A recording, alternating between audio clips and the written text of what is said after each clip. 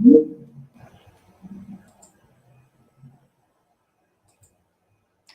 morning, everybody. I'm Carl. I'm a recovery coach here at Capital Recovery. This is our med and trading meeting for the day. If you didn't know, this month of September is Recovery Month and Suicide Prevention Month. And I have an article here by realrecoveryfl.com, realrecoveryfl.com. And it goes on to say 10 ways men can ask for help in recovery. So that's the men in training meeting, and I have articles saying 10 ways men can ask for help in recovery, which can be hard for men to ask for help. And it goes on and says there is a stereotype surrounding men that claims that they do not ask for help, whether or not that is true for you. You need all the help you can get in recovery. That's very true. Learning to ask for help you need is an integral part of recovery process. There are many different ways to ask for help, some big and some small. Whether you're asking for immediate support in a time of crisis, long-term support in the form of a friendship, or you need someone to help you be accountable. You can ask for help and receive it from various sources. So if you're in recovery, you can trust your sponsor is number one. In recovery, your sponsor is a person who will guide you through the 12 steps. You can reach out to him for support around the clock as you learn to navigate life in recovery. This person is also in recovery, has been where you are now. You should be able to ask him anything and trust him with any questions you have. The sponsor-responsee relationship is built on mutual trust, respect. So you know that he will have your back at all times. Your sponsor is someone you can trust to help you through the most challenging days. Learn on him, lean on him, and reach out for support when you need it. Maybe a challenge at first, but remember that he was once where you are now. He had a sponsor to lean on, and he needed help too. You ask him the questions about recovery that you may be afraid to ask anyone else. You can confide in him and trust him that he will be honest with you and keep your confidence. Likewise, you will need to show him he can trust you as you get through the tough times. Together, your relationship will grow, and you will realize that you can always go to your sponsor for help. So yes, so in recovery, and if you're doing 12-step fellowship, sponsor is one. You can ask for help.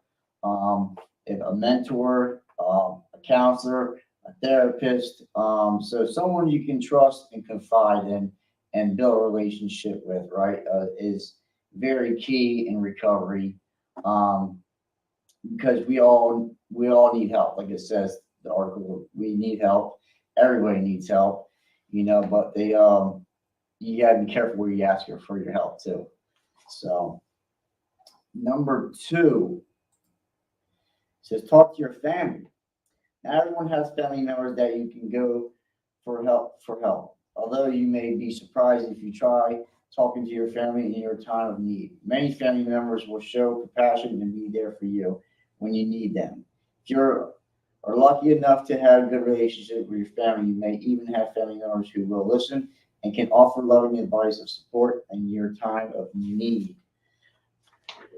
Reaching out to your family when you are struggling helps you create and strengthen bonds that will help you heal. The love and support that your family offers you can provide you strength in the tough times. This definition of family includes adopted family, extended family, and family that you choose. Sometimes just talking to someone who loves you make a world of difference when you are struggling.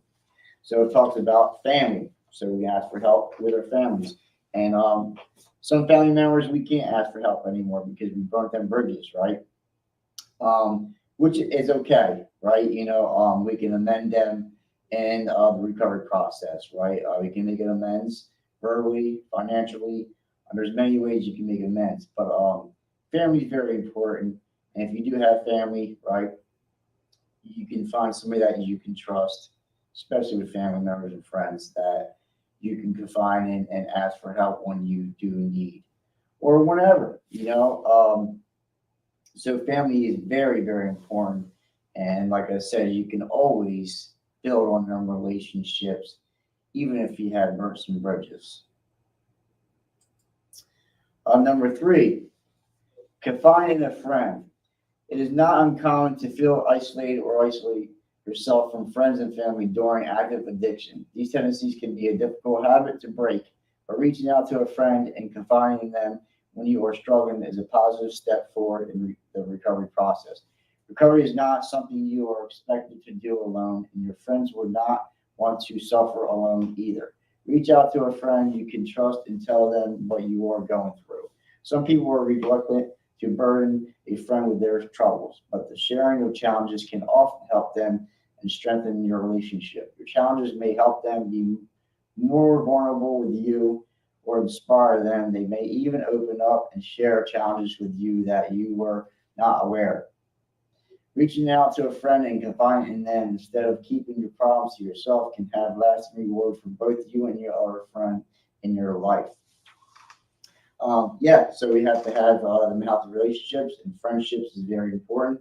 I built a network in my recovery. I built new relationships because I had to, for me, all my past relationships was revolved around drugs and alcohol and chaos and drama. So I had to cut and people out of my life, even family members, right? So we have to cut out things that don't go well with our recovery, with our new life, right? And so building these relationships and building a network and a healthy support system, and in the beginning, in early recovery, it was like I really needed a lot of help. Not saying I still need help today, but not as much as I did in the beginning, right? So like now I've learned that asking for help can lead to one hand washing the other. I get much as help as I help somebody that they can help me as well. So it's not like all about me. It's about giving away what was freely given to me to help me along my process of recovery as well. Four, ask for support at work. So we're talking about work here, right? Returning to work and recovery has additional challenges beyond everyday ones as you run the risk of relapse. Sometimes these challenges may feel overwhelming and you may feel trapped. Communication changes situations like these. When you ask for support at work, you can talk to your boss, your supervisor, or someone in human resources about your struggles. Communicating your situation and needs will help them understand where you are coming from. You may be able to ask your accommodations at work based on the needs, such as the ability to take a break as needed, a flexible schedule, working from the home part-time or full-time, taking some time off, access to the outdoor gym, or some place to do yoga or meditation, more training or a shared workload, less stress such as less interaction with others or less intense workload.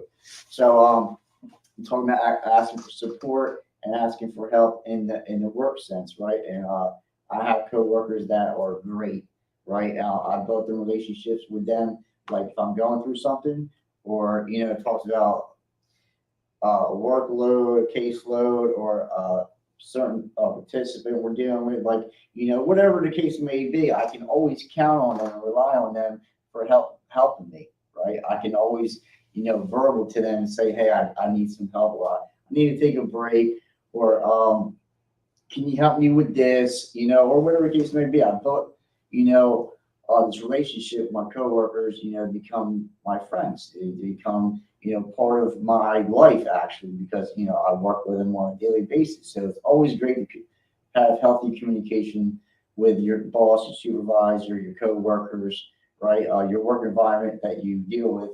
What I deal with is on a daily basis. So you have to build great relationships. Number 5. It says find an exercise buddy. So if you go to the gym, you like to work out, stuff like that, find somebody that you can, share that with. Do you struggle to exercise every day?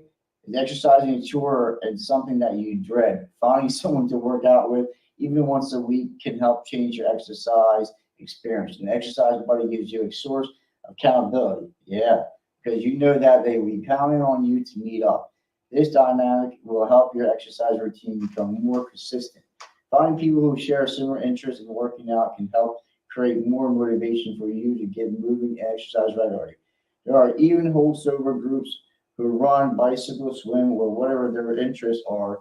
If you are lucky enough to find one near you, you could also start a group of your own. If you think there is a demand in your area, exercising with others will feel more like having fun than working out, which makes reaching out for help and finding someone to exercise with a win-win situation. I like that. So it's talking about like basically, exercise, your health and stuff like that, but like as a hobby too, and that accountability, right? So if you struggle with exercising or wanting to go, but then not going, I struggle with that. Like I was going through a period of time doing good, then I'll stop. So it's always good to have somebody to go with, make it as like, oh man, I don't feel like going to the gym, I gotta do this, do that, but like, have somebody to go with and make a little event out of it, and exercise is great. It's good for you. It's like, keeps you healthy, keep you fit. And you can have somebody you can go with, you can bond with. Number 6, text a sober friend. It is good to text a sober friend when you have a tough day and are unsure what to do or with to turn. Maybe you need to hear from you just as badly as you need to talk to them. You can ask for someone like this because you know that they understand tough days. And what you're experiencing, a simple text of support may be what gets you past that moment of temptation or that craving that you are struggling with in the moment. Sometimes even just asking for help is enough. Sending that text helps you remember that you are not alone, do not need to do this alone, and have people you can reach out to. Even if it takes a while for your friend to get back to you, you know that they will. Your sober friends understand you and know what it means to ask for help. You never have to do this alone. So getting a hold of being a sober friend, reaching out to them, shooting them a text, right? Well, my famous thing is like, I'll text somebody or text me, and usually I call them right away, right? Let's get to the point. Let's talk, But it's always good to text and reach out to people and see how they're doing. It makes you feel like you're cared about, right? And you never know who is going through something that you can help, right? And it's always good because we all have tough days, like I said. And whatever we're going through, if we're having urges, we're having cravings, we just had a bad day, or we just need somebody to talk to, it's always good to reach out and text somebody. But for me, I like just calling people. I like to talk to the source. But yeah, it's one of the ways to ask for help. Sometimes we don't want to pick up that phone, feels heavy, right? So we just shoot a little text, and like if you're texting me, I'm calling you right back. I'm calling you. So yeah, texting and reaching out for help is a great thing. And it says number 7, call your therapist, right? So this part is you call your therapist, call your counselor, call your somebody. You got to call somebody when you're struggling or when you want to ask for help. So there may be times when you need more support than you are currently getting. Perhaps you're graduate from therapy or you're only seeing your therapist once or twice a month or a week and you need to see them more often. There is no harm in that. By all means, can you call your therapist when emotions surface or life happens? You should ask for more support. Therapy is not one-on-one and done program. Just as your life will emotionally ups and downs, your need for therapy may increase or decrease throughout your recovery journey. Do not be afraid to reach out for more help just because you are 3 months sober, 6 months sober, even a year sober. There is a healthy for their therapy is healthy for anyone who needs it at any time their life, especially in recovery. Yeah, sometimes we need to seek outside help, need more help, right? And the stigma of that, and it's not. I want to say people we can look at it as, oh well, I need therapy, I need counseling, like we're sicker than ours, or whatever the case may be. We come up with some stuff, but like if we need therapy, we need counseling. Sometimes we need medications. We need that extra help. I sure did, and I sure do now. So it's like it's not. as scary as it may be, like you think it is, but sometimes we need that extra help, man, and that's okay too. Number 8, go to a meeting. Meetings are awesome. There may be no better place to find support than a 12-step meeting. These specific meetings are more accessible than ever. With so many still available online and in person, you can access meetings through programs or facilities you have graduated from and any other support groups you know about it in your area. Even when you go to a meeting where you do or not know where anyone can take part, that you all share the typical recovery struggles. There is likely at least one or other person there is who is having a tough day. Just like you, support meetings allow you to lean on one another, feel less alone and uplifted, and given hope through the experience of others. Take advantage of this wonderful opportunity. Someday you may be that support for someone else. So when I went to treatment, they always say go to 90 meetings, 9 days. As soon as you get out, hit a meeting up, in which I've done, and like thank God I did. So meetings are very important, and that's where you can ask for all the help you need. That's all the support you can get. That's where I get a lot of mine in my recovery. I needed that support group. I needed that network, and that's through asking for help. All the stuff I have today, right? Not saying material things. Material things are nice, and I've gained material things recovery, but like just my life in general, living free, right? Having some peace, having some serenity, the principles that I try to practice each day, right, and start to live is all through meetings. It's all through my network. It's all through asking for help. It's for the support I need. People giving me support, love, and the help I need, even when I don't ask for it or even want it, right? They just love me up when I couldn't love myself, right? That's what I needed, and I still have that today. Right. Number 9, get to know your neighbor. So we're talking about neighbors. Take this time to get to know your neighbors. They may be able to help you when you need support as well. Maybe they do not understand or even know about sobriety, but neighbors make good friends. Friends watch out for each other. Perhaps they offer words of encouragement or comfort when you are down, or even just offer the distraction of friendly conversation when you need someone to talk to. Neighbors make good friends that can help you stay accountable in your daily routines. It can also give you excuses to go outside, get some fresh air, or even do a simple act of service to get out of yourself. Sometimes the help you need most is to be able to offer support to someone else. I like that. So when we need support ourselves, or we need help ourselves, show support or give help to somebody else, and we shall receive. And it talks about neighbors. I'm not saying go out there and talk to your neighbor that you haven't talked to in like years, but like it's always good of your surroundings, of your home, right, to make that relationship, make that. And it's talking about, you never know where your help's going to come from, right? And you might not see it in the moment, but when like the whatever you're going through passes, right? Because everything shall pass. You can look at it and say, well, this person actually got me through this situation, and I didn't even know it, right? So you never know where your help's going to come from. It can come from a neighbor. And the last one is reach out to your alumni group.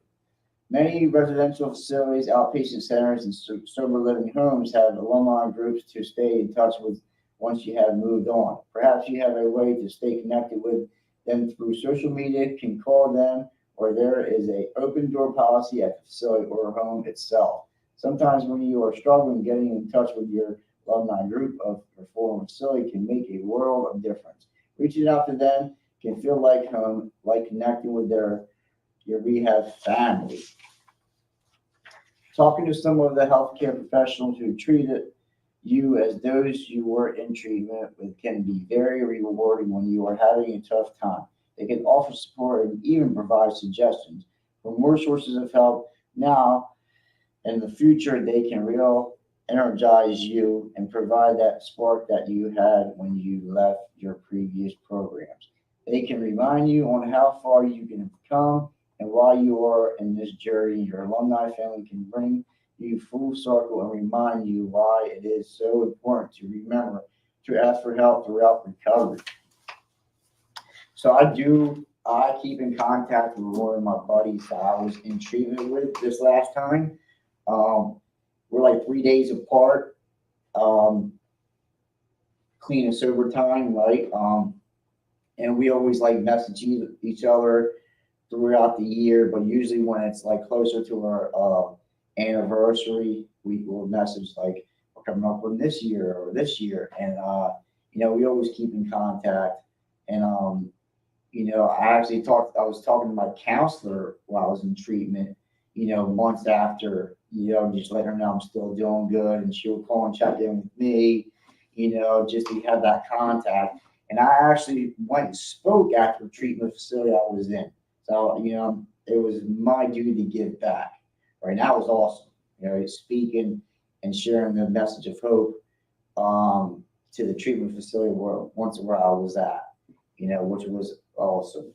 And that was the last of our Men in Train meeting of the day. Remember, it's Recovery Month. September is Recovery Month and Suicide Prevention Month. And until next time, we'll see you later.